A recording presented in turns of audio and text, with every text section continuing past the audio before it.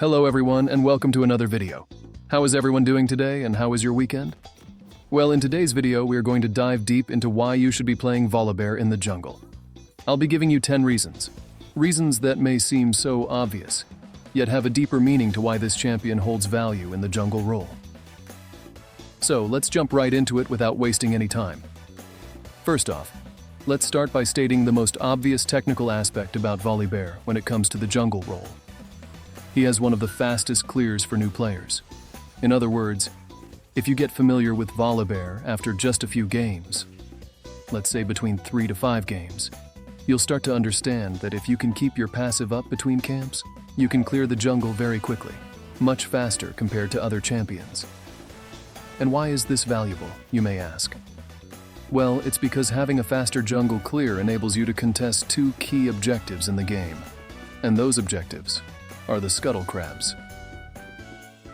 The game, after your first clear, essentially revolves around gaining control over the two rivers.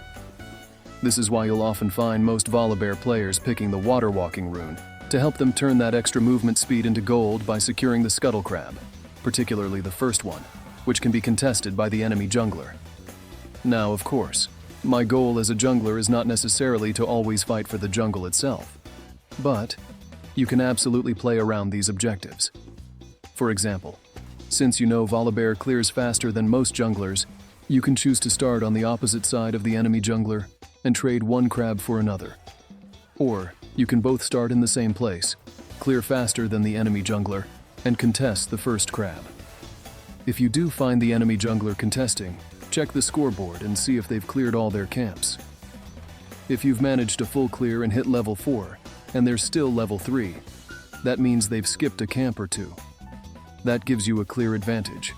And if you're lucky, your lanes will have priority, making it easier to fight for the scuttle. If they don't, you can either fight for it and back off if things go south, or give up the first crab and immediately head for the second one. This gives you flexibility and adds to why Volibear is such a valuable pick in the jungle. Second reason, Volibear has a very broken early game ability, his Q. Yes, that's right. Volibear makes a heart with his hands as he prepares to show some love to his first target by stunning them. The fact that Volibear still has an on-click stun in his kit is what makes him so special. Let's face it, on-click crowd control abilities are rare in today's League of Legends. There are only a few champions who have them, like Lissandra, Lulu, and Pantheon, with their on-click CC abilities. Back in the day, there were more champions like Sion who had on-click stuns. But Riot has removed most of these mechanics from the game, leaving them to only a select few champions. And even though on-click stuns can seem cheesy, they are undeniably powerful because you can't dodge them. Riot introduced tools like mobility, dashes, and skill-based abilities to dodge projectiles and mitigate the impact of abilities, but an on-click stun is almost always guaranteed. This makes Volibear incredibly valuable, especially in the early game, because landing that stun comes with minimal risk, as most champions don't have enough damage early on to make it dangerous. The third thing about why you should be playing Volibear in the jungle is because this champion is very easy to learn and pick up, right? Volibear is designed so that certain champions stay easy to learn and can demonstrate some aspects of the game with somewhat manageable risks and counterplay. This makes it easier for new players to find ways to learn the role of a certain champion. With a little time, you can get the foundation of the game, and Volibear is one of those champions. For example, your go-to kit involves landing all your abilities in any order using them effectively. As long as you know how to use your stun, you should aim to land your slows first. Make sure to stun the enemy while they are slowed, and sustain your way out of that fight. The best combo for Volibear, even though there are many combos you can do, can be simplified into a few easy-to-learn ones. The first one is the basic combo. It's straightforward and easy to execute. By mastering these simple aspects of Volibear, you can get really good at the game. The skill level required is not as high as with other champions, but if you can master these basics, you can become highly effective. Being able to land your entire combo in 1 second is, in my opinion, the ultimate form of high skill for Volibear play. Once you start engaging someone, you can often kill them in just 1 second. This is the highest form of skill expression for Volibear players. Whether you're focusing on tanking or dealing high damage, pick your playstyle and excel as much as possible in any area. The fourth aspect about Volibear and why he is good in the jungle is that he has one of the best 1-versus-1 fights in the early game. This applies to almost any champion except a few rare ones. For instance, Volibear may struggle against champions like Lilia, Nidalee, or Bel'Veth. However, against most other champions, you can manage to win a 1-versus-1 fight by level 4, especially when contesting the Scuttle Crab. If you manage to dodge their abilities and deal your damage first, you can often secure the kill. Volibear can easily kill opponents if you learn to execute your stun and combo effectively. However, be cautious when fighting for Scuttle Crabs. If you notice the other jungler is confident in the fight, it's important to consider that they might have backup. This is a rule I've observed in past games. Whenever an enemy jungler appears overly confident, it often means they have support coming. So, understanding your strengths is crucial, but remember that overconfidence can also be a weakness. Even if you're strong, it's essential to stay alert and avoid being drawn into unfavorable situations. The fifth aspect of why Volibear is good in the jungle and why you should play him is because on a subconscious level, it leaves a strong impression on your presence in the game. It symbolizes that you are a unique player. It might seem odd or obvious, but playing a strong, muscular champion like Volibear in the jungle fits well. It would be counterproductive to have such a powerful champion in a support role. He isn't meant to run around, place wards, clear enemy pink wards, or scout bushes. That role seems better suited for someone else. And yes, I'm talking about champions like Alistar, who also fit well in the jungle due to their tankiness and utility. As a jungler, you protect objectives and control key areas of the map like Dragon and Baron. This is where Volibear shines. There are two types of free-roaming champions in the game: those who need to focus solely on their role and those who can adapt. If you're constantly questioning why you're playing a champion in the jungle, it can erode your confidence. Unless a patch drastically changes gameplay, you should give Volibear a try in the jungle first. If you find yourself struggling, you can always switch to a top lane role. The sixth reason why you should be playing Volibear in the jungle is significant and technical. You can build Volibear in any way you want, and it will be a viable build.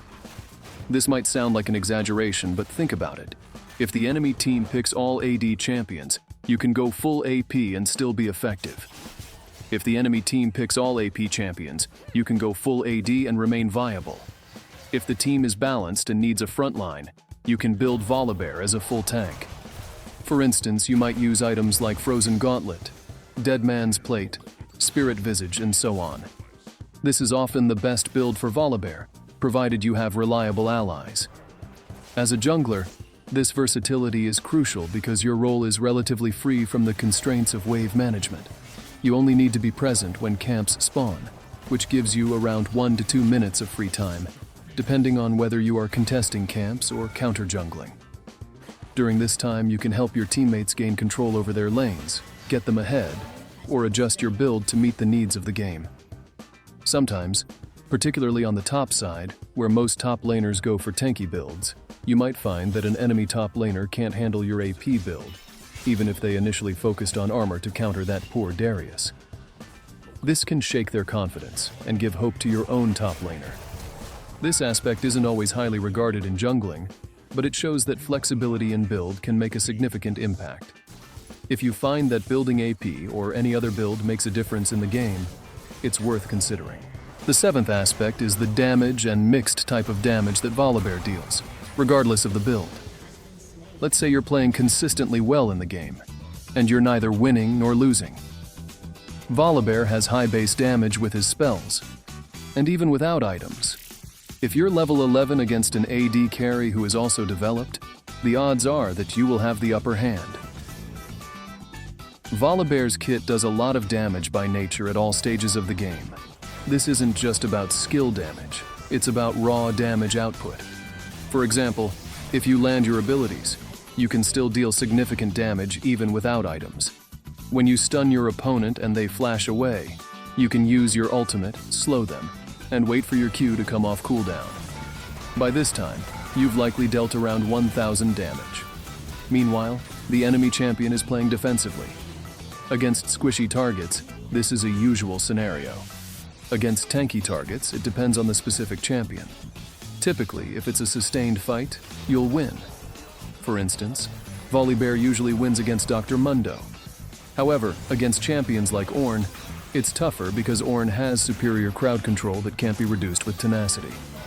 Most of his crowd control is uninterruptible, so you'll spend a lot of time taking consistent damage. The key idea is that even if you're behind, as long as you're gaining experience, you can still deal serious damage. You'll often see this reflected in your games when, despite being behind and having high deaths, you manage to trade effectively with high-value targets on the enemy team. This is actually a good indicator of Volibear's effectiveness. The eighth aspect of why you should be playing Volibear in the jungle is a very rare phenomenon that not all junglers have. The ability to effectively swap roles from a jungler to a lane pusher. You might wonder, don't all junglers have this possibility? The answer is no. For example, if your spells are mainly focused on dealing damage to monsters, you'll find it hard to push waves since you're primarily designed as a jungler. However, Volibear is a well-rounded champion that performs well in various situations. If you find it challenging to engage, or if your team has no synergy with Volibear with champions like Lux, Senna, or Vladimir, one possible solution is to capitalize on downtime when there are no objectives, like Drakes or Barons. During this time, you can push a lane solo and apply pressure. Volibear's kit allows you to become an effective split pusher. For instance, if you build a playstyle that focuses on split pushing, such as building items that enhance your pushing power, you can make a significant impact. After the 25-minute mark, when all waves have cannon minions and the enemy is spread out, you'll find yourself creating pressure from the sidelines with simply having Hullbreaker. This can shift the dynamics of the game, providing your team with an advantage if they play off your pressure effectively. This aspect is why I truly enjoy playing Volibear in the jungle, even when losing. There's always a chance to turn things around with split pushing, making it a valuable strategy in various situations. The ninth reason why this champion is worth your time is that you can find a lot of content about how to play effectively Volibear. This might seem a stupid reason, but a lot of champions or games don't have a rich content about champion gameplay, or you'll find yourself burning yourself to master a champion while a video or a web page of 3 minutes can give you the sauce right away. Also, the fact that this champion is lovable and unique makes the community welcoming whenever you pick Volibear jungle. You never will you be flamed because of your pick, or put the enemy team down with an off-meta build as long you are reliable. And lastly, the 10th reason why you should play Volibear in the jungle. My personal favorite and the main reason I play him is this. Volibear has a unique idle sound that occurs about 20% of the time when you're not actively doing anything. It's a distinctive noise that Volibear makes when idle, and it's oddly satisfying. Here you can have a taste of the soothing epicness of such a cool voice.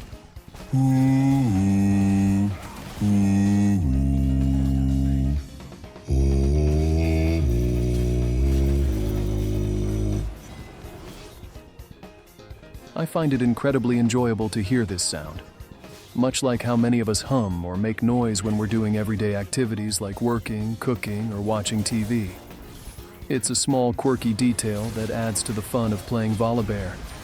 It's one of those little touches that makes the game more enjoyable and engaging. So, there you have it.